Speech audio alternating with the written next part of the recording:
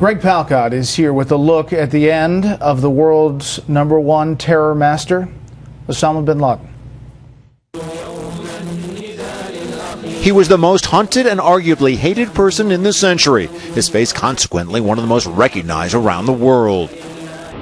Accused of masterminding the 9/11 attacks on the U.S. and numerous other terrorist outrages, Osama bin Laden topped the FBI's most wanted list for more than a decade. The $25 million offered as reward for his capture, the highest bounty in U.S. history. Bin Laden became the face of America's war on terror, as authorities sought to bring to justice those responsible for the attacks that killed nearly 3,000 civilians on September 11. We'll get him running. We'll smoke him out of his cave. And we'll get him eventually. Despite that pledge, the al-Qaeda leader proved elusive. He vanished before U.S. Special Forces and their Afghan allies could overrun his mountainous hideout.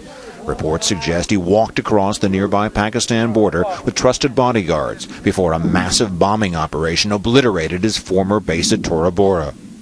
It's widely believed he went into hiding in the lawless tribal areas in Pakistan, from where he taunted successive U.S. administrations with video and audio clips condemning American foreign policy and offering support to jihadist causes globally.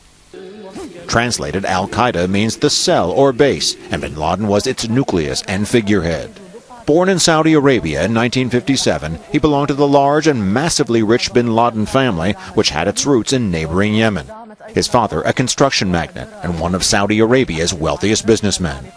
It was after graduating as an engineer that bin Laden got involved in Islamic Jihad. He joined the CIA-backed Mujahideen fighting Soviet occupation in Afghanistan. He wanted to die as a martyr.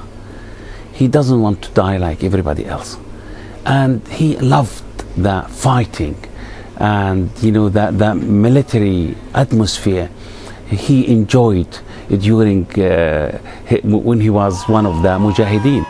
Initially, bin Laden used his wealth and family connections to provide logistics support, building accommodation and training facilities for thousands of foreign Muslims that flocked to the Afghan resistance movement.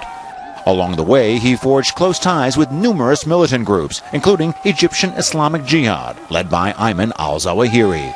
It was with this religious fundamentalist that he created al-Qaeda in 1988, a vehicle to channel funds and fighters into Muslim struggles. I believe Dr. Ayman al-Zawahiri, his deputy, played a major role in transforming the image of Osama bin Laden, the character of Osama bin Laden. He gives him the vision, which he lacked. Osama bin Laden, in the beginning, he was concentrating on kicking the American out of Saudi Arabia, Arabian Peninsula. He never actually looked beyond that. But Ayman al-Zawahiri, because he is a shrewd politician, I believe he influenced Osama bin Laden to enlarge his vision, to look beyond the borders of Saudi Arabia. So that's why he managed to globalize al-Qaeda. Al-Qaeda quickly morphed from a logistics hub into the philosophical nerve center for holy war. Prominent in its sights, the Saudi royal family and the arch-infidel, America. Bin Laden's hostility towards Saudi's rulers stemmed from them agreeing to allow American troops to be stationed there before the first Gulf War in 1991. Less than a year after that war ended, a bomb ripped through a Yemen hotel. The device intended for U.S. soldiers killed innocent tourists. It was the first terror attack linked to bin Laden and al-Qaeda. 2 months later, Muslim fundamentalists attempted to blow up the World Trade Center in New York. U.S. intelligence reports said bin Laden, financing terror training camps in Sudan at the time, had ties to the key suspect in the Trade Center bombing. In 1996, under pressure from the U.S., Sudan expelled bin Laden. He returned to Afghanistan, where he issued a fatwa urging Muslims to drive American troops out of the Arabian Peninsula. That year, a truck bomb destroyed Khobar Towers, a U.S. military barracks in Saudi Arabia. 19 American servicemen were killed.